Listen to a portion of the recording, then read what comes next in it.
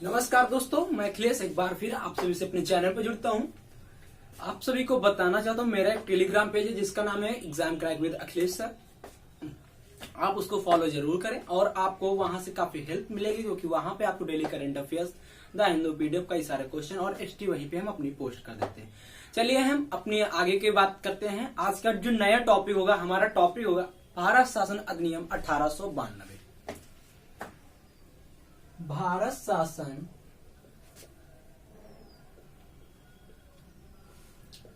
अधिनियम 1892। देखो, भारत शासन अधिनियम 1892 को जानने से पहले हमें इतिहास के बारे में, इसके पीछे के बारे में जानना होगा। इसके पहले आप सभी को पता होगा, मैंने वीडियो बना दिया है। जिन लोगों ने नहीं देखा प्लीज उसको जाके देखें चैनल पे, ठीक है। और चैनल को लाइक शेयर सब्सक्राइब करना ना भूलें, क्योंकि ये महत्वपूर्ण है आपके लिए भी और हमारे लिए। ये आपके लिए मैंडेटरी है और हमारे लिए भी है, ठीक है। तो चलिए भारत शासन अधिनियम 1892 के बारे में जानते हैं। तो 1861 में हमने देखा कि जो एक्ट आया था उससे भारतीय संतुष्ट नहीं थे, क्योंकि 1857 में क्या हो रहा है, बंगाल, मद्रास और बॉम्बे, इन तीन जगह पे क्या हो रहा है, विश्वविद्यालय स्टैब्लिश होने लगते हैं 1857। और लगभग 1892 तक भारत की 40% जो जनसंख्या युवा थे वो पढ़ लिख के एक शिक्षित वर्ग में पहुंच गए थे, ठीक है। किसी समाज को, आप सभी को पता होगा, आप समाज से जुड़े हुए हैं, आप एक अच्छे एस्पिरेंट की तरह तैयारी कर रहे हैं। आई होप आप सबका सिलेक्शन होगा, जरूर से जल्दी होगा। तो आप सभी को पता है, अगर समाज में एक शिक्षित वर्ग है तो तभी समाज सुचारू रूप से चल सकता है। यानी कि हम देखते हैं तो समाज को सुचारू रूप से चलाने के लिए सबसे महत्वपूर्ण क्या है, समाज में जागरूकता होनी चाहिए। जागरूकता कब आएगी, जब शिक्षित वर्ग होगा तभी तो जागरूकता आएगी ना। तो भारत में उस समय तक लगभग 40% की जनसंख्या जो युवा था वो जागरूक हो सकता शिक्षा से, ठीक है। उसके बाद धीरे धीरे चलते गए तो काफी समाज सुधारक आए, राजा राम मोहन राय जैसे, स्वामी विवेकानंद जैसे, ऐसे कई समाज सुधारक आए। और तो हमारा भारत में समाज और सुधरता गया, धर्म और हिंसा ये सब खत्म होती गई। उसके बाद एक महत्वपूर्ण संस्था स्टैब्लिश होती है 1885, भारतीय राष्ट्रीय कांग्रेस, इंडियन नेशनल कांग्रेस। मैंने इसका 47 मिनट का पूरा वीडियो बनाया है, जिन लोगों ने नहीं देखा एक बार फिर से देखें। मैं पूरी गारंटी लेना, यूपीएससी का प्री तक आप देंगे, उससे बाहर कोई क्वेश्चन नहीं आएगा।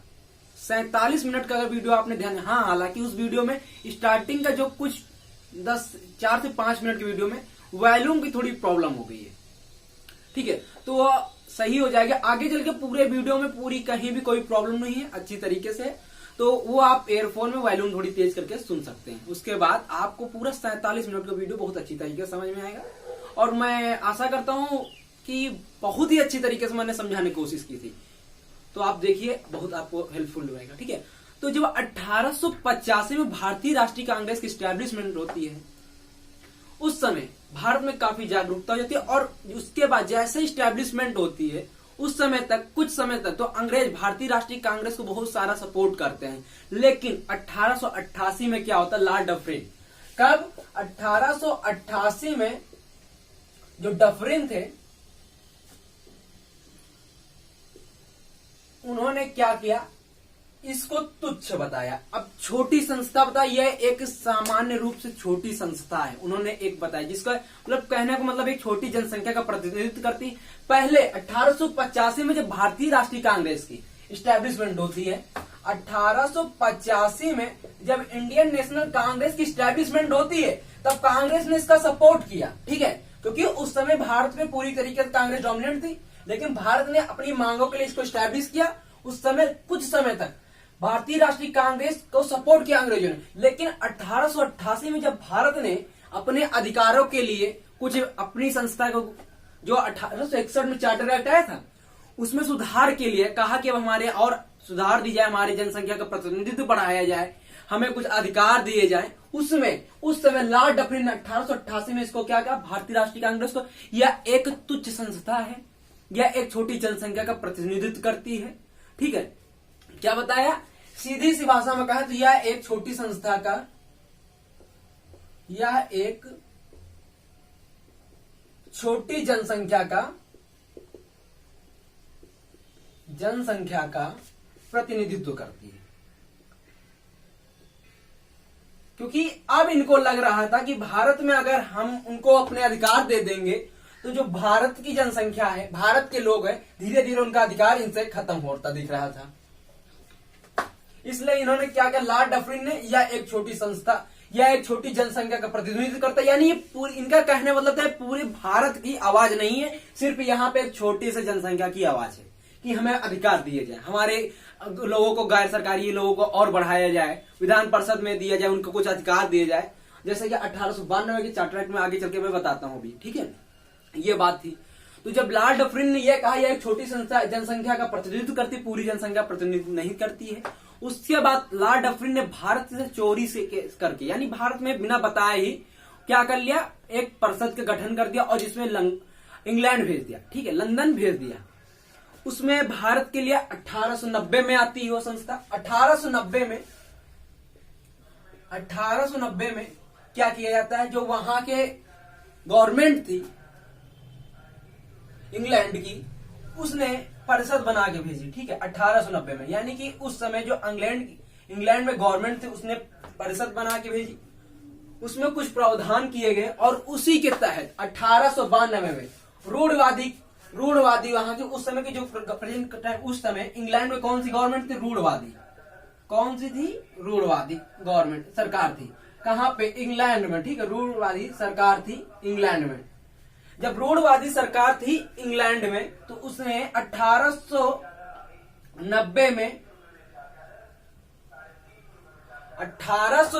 में परिषद का गठन किया और इसमें कुछ सुधार किए जो भारतीयों ने मांग की थी। भारतीयों ने मांग क्या की थी, हमारा प्रतिनिधित्व बढ़ाया जाए, हमें कुछ अधिकार दिए जाए, जिनका हम पूरी अच्छी तरीके से अभी विस्तार करते हैं, क्या क्या मांगे थी, ठीक है। तो यह 1890 में रूढ़वादी सरकार ने क्या किया, भारतीय परिषद का गठन किया और वहां से कुछ सुधार करके भेजा, जिसे 1892 में हूबहू उतार दिया गया।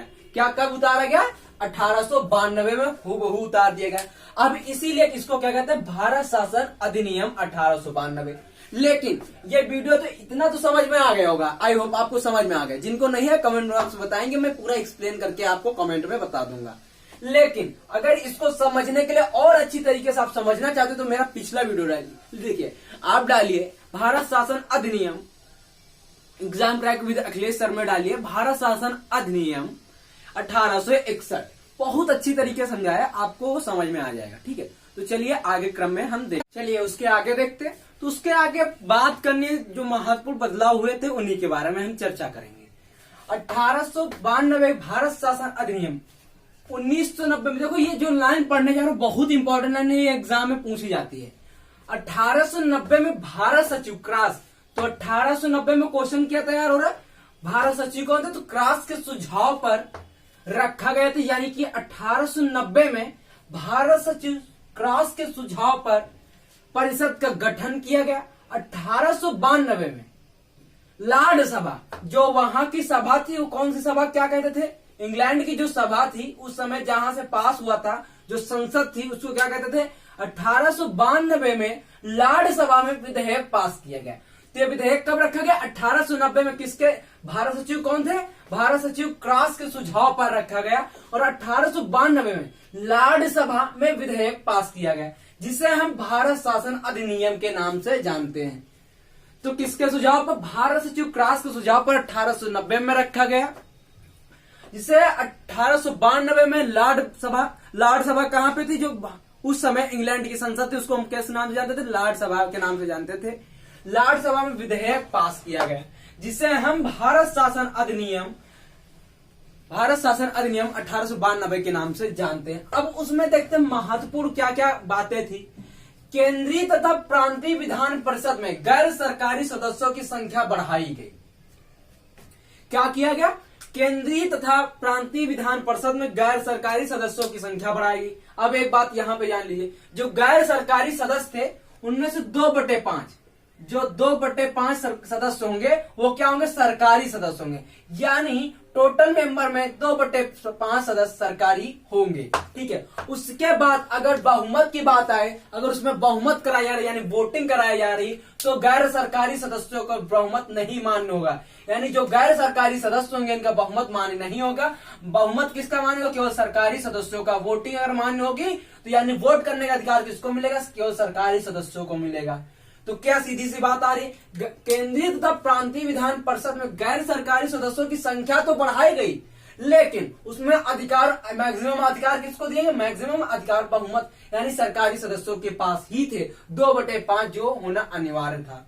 उसके बाद बजट पर बहस करने का अधिकार दिया गया। अब महत्वपूर्ण क्वेश्चन है, कई बार पूछा गया है कि किस शासन अधिनियम, किस भारत शासन अधिनियम के द्वारा भारत में बजट पर चर्चा करने का अधिकार मिला, तो कौन सा, यही भारत शासन अधिनियम 1892 के द्वारा भारत में चर्चा का अधिनियम यानी भारत में बजट पर चर्चा का अधिकार मिला। और इसमें हम कुछ क्वेश्चन तो पूछ सकते हैं, लेकिन क्रॉस क्वेश्चन नहीं कर सकते। हालांकि क्वेश्चन पूछने का अधिकार हमें मिला, लेकिन क्रॉस क्वेश्चन नहीं पूछ सकते। जरूरी नहीं था कि वो हमें जवाब ही दे इसका, क्वेश्चन तो हम पूछ सकते थे, लेकिन क्रॉस क्वेश्चन नहीं पूछ सकते थे।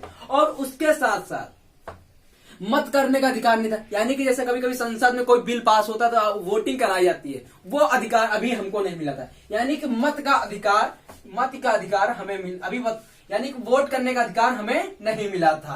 तो अब पूछा जाएगा क्या भारत शासन अधिनियम, स्टेटमेंट बनाते भारत शासन अधिनियम 1892 के तहत भारतीयों को अधिकार, वोट करने का अधिकार मिल गया, तो बिल्कुल नहीं मिला था, क्योंकि मत करने का अधिकार नहीं मिला था। उसके बाद गैर सरकारी, अगला जो कॉन्सेप्ट आया, तीसरा जो महत्वपूर्ण बदलाव था, गैर सरकारी सदस्यों के लिए अप्रत्यक्ष निर्वाचन, यानी जो गैर सरकारी सदस्य ये नियुक्त होके आ रहे थे, इनके लिए कोई मतदान नहीं हो रहा था, अप्रत्यक्ष। हालांकि चुनाव शब्द का यहाँ पे कोई आवाज ही नहीं है। इनके लिए एक समिति बनाएगी, उन्होंने गठन कर दिया, उन्होंने समिति की नियुक्ति कर दी। यहाँ पे चुनाव शब्द की कोई व्याख्या ही नहीं की गई।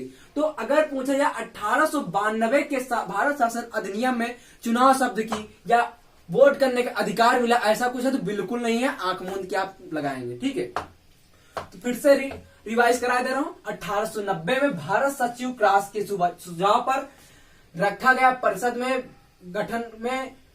में सुझाव रखा गया। 1892 में लाट सभा कहाँ की थी, फिर से बता दें, लंदन की उस समय की संसद को लाट सभा कहते थे।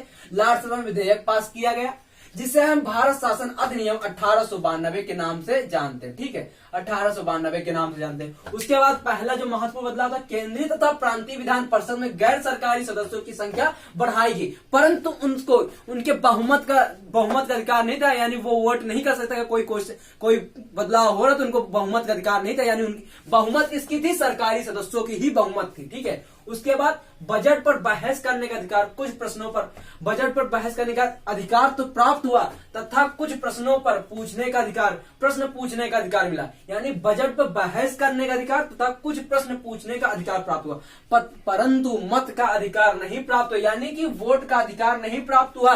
स्टेटमेंट यहीं से बन के आएगा और फिर कंफ्यूजन होती है, इसलिए ध्यान लगाइए, मत का अधिकार यानी वोट करने का अधिकार इनको प्राप्त नहीं हुआ। आगे देखते हैं, गैर सरकारी सदस्यों के लिए अप्रत्यक्ष निर्वाचन। जो गैर सरकारी सदस्य ये नियुक्त होके आ रहे हैं, जो यहाँ केंद्रीय तथा प्रांतीय विधान परिषद में गैर सरकारी सदस्यों की संख्या बढ़ाएगी, वो जो गैर सरकारी सदस्य यहाँ पे नियुक्त होके आ रहे थे, उनके लिए कौन सी थी, अप्रत्यक्ष निर्वाचन प्रणाली थी। प्रत्यक्ष निर्वाचन यानी उनको कोई नियुक्त नहीं करता था, उनके लिए एक समिति बन के आती थी, समिति वही गठित करते थे, भारत शासन अधिनियम के अधिकारी लोग, और वही नियुक्त करते थे। यानी गैर सरकारी सदस्यों के लिए अप्रत्यक्ष निर्वाचन प्रणाली अपनाई गई। यह था आपका भारत शासन अधिनियम 1892। आई होप आपको बहुत अच्छी तरीके से समझ में आई होगा। अगर फिर भी आपको कोई डाउट हो तो प्लीज कमेंट बॉक्स में बताइएगा, मैं पूरा आपका डाउट क्लियर करने की कोशिश करूंगा। तो प्लीज फिर से बताना चाहते हैं, जिन लोगों ने चैनल को लाइक नहीं किया, लाइक करें, शेयर करें, सब्सक्राइब करें चैनल को। ये अपना चैनल है आपका, आपने एंजॉय करें। थैंक यू दोस्तों, बाय, गुड नाइट, जय हिंद दोस्तों, बाय।